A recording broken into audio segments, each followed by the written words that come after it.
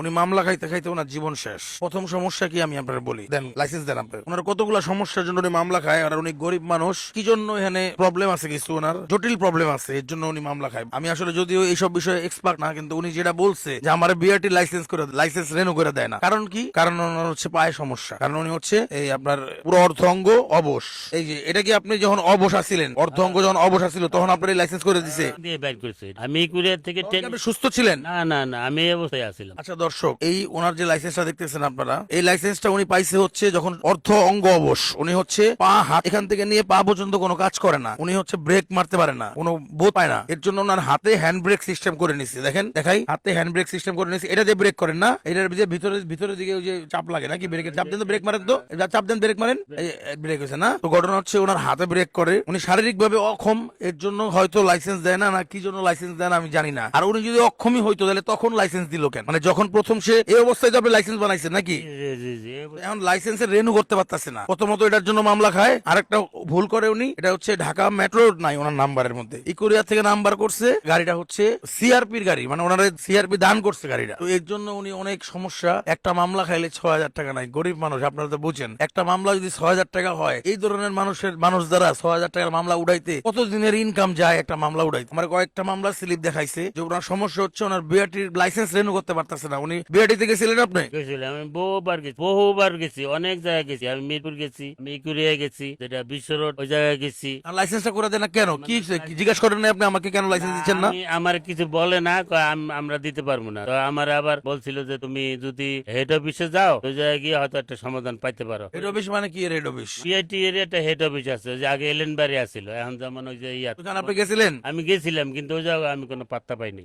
দর্শক, সরকারি জায়গাগুলো তো আমাদের একটু দুর্বলতা আছে। আমাদের সরকারি জায়গাগুলোতে আসলে আমি ধরেন নিজেও মনে করেন অনেক ভূমি অফিসে গেলে খুব একটা পাত্তা পাই না।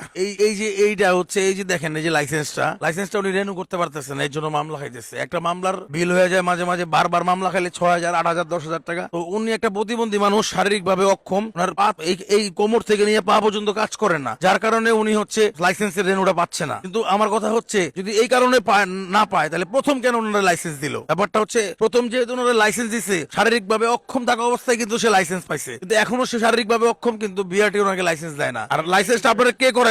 লাইসেন্স দেয় না বলতে রেনুটা করে দিচ্ছে না, যার কারণে উনি পথে ঘাটে মামলা খাচ্ছে। আবার আরেকটা ভুল করতেছে উনি হচ্ছে ঢাকা মেট্রো এদিকে আসেন আপনি, ঢাকা মেট্রো নাই, এর জন্য উনি যখন ঢাকার ভিতরে ঢুকে যায় গাড়ি নিয়ে, তখন ওনার হচ্ছে আরেকটা মামলা দেয়। আসলে আমি এই বিষয়ে এক্সপার্ট না, যারা হচ্ছে এই বিষয়গুলো বুঝেন, যদি কোনো হৃদয়বান ব্যক্তি থাকেন, বিআরটি তে আমার এই ভিডিওটা প্রচুর শেয়ার করে দেন, যাতে বিআরটির ওই কর্মকর্তার হাতে পৌঁছায়। ওই ভিডিওটা যদি দেখে, ওনার বিরুদ্ধে আসলে কি করা যায়, উনি আসলে আইনি ভাবে এটা কিভাবে উনি পাবে, আর আসলে উনি আদৌ পাবে কিনা, এই লাইসেন্সের রেনুটা করতে পারবে কিনা, এটা একটু আমার জানাই দিয়েন, বা আমার ইনবক্সে যোগাযোগ করেন। আমি ওনারে নিয়ে বিআরটি তে আসবো, আইসা হচ্ছে ওনার লাইসেন্সটা রেনু করাই দিব। ভাই, উনি মামলা খাচ্ছে, গরিব মানুষ, মামলা খাইতে খাইতে শেষ হয়ে যাচ্ছে। 5,000, 6,000 টাকা, 3,000 টাকা, 2,000 টাকার এই টাকাগুলো যখন মামলা খায় একটা মানুষ, এই লোকটা সারাদিনে ধরেন 1,000, 1,500 টাকা কামাইছে, একটা মামলা খাইলে 5 দিনের রোজগার গেল গা। ওনার জন্য অনেক টাফ হয়ে যাচ্ছে, ওনার জীবন অনেক কঠিন হয়ে যাচ্ছে।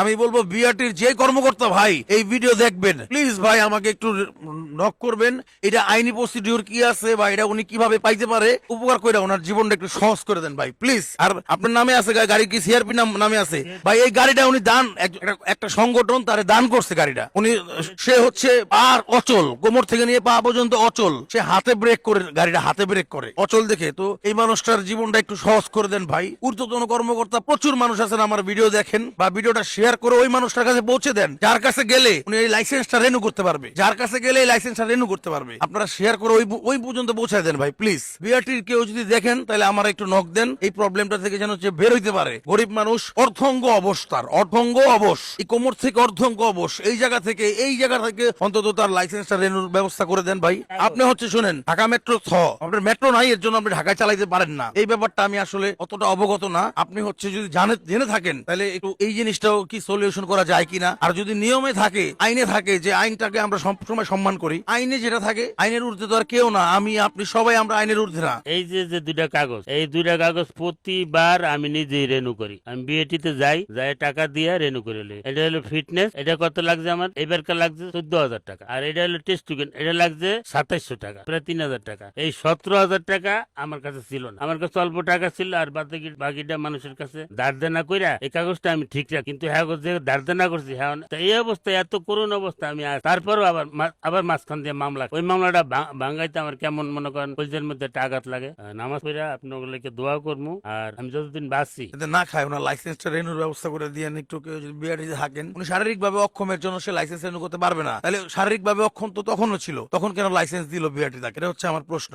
যাই হোক, আইনটা আমরা শ্রদ্ধা করি, আইনের মাধ্যমে যদি করা যায় তাহলে এই জিনিসটা করে দিন। ভিডিওটা প্রচুর পরিমাণে শেয়ার করে দেন, যাতে এই ভিডিওটা এই আইনে যদি থাকে উনি চালাইতে পারবে সব জায়গায়, ঢাকার নাম্বার নিয়ে, শুধু মেট্রো নাই এর জন্য। তাহলে এটারও একটা সলিউশন দিয়েন, কারণ এই মানুষটা আমার কাছে আসছে অনেক দিন ধরে, আমার খুঁজতেছে এই সমস্যাগুলো নিয়ে কারো এক বলবে। আমারও মনে হইলো যে না, এই সমস্যাটা যদি তুলে ধরি, যদি একটু হইলো ঠিক হয়, তাহলে মানুষটার উপকার হবে। আপনার ওনার লাইসেন্সটা কিভাবে রেনু করা যায় বা কি করা যায়, প্রয়োজনে যদি সরকারি ফিটি থাকে এটা আমার পকেটে দিয়ে দেবো, সরকারি ফি থাকলেও আমার পকেটে দিয়ে দেবো, ওগুলো দিয়ে কাজটা একটু করাই দেন ভাই প্লিজ। ভালো থাকেন, সুস্থ থাকেন, দেখা হচ্ছে অন্য কোনো দিন অন্য কোনো ভিডিওতে। আসসালামু আলাইকুম।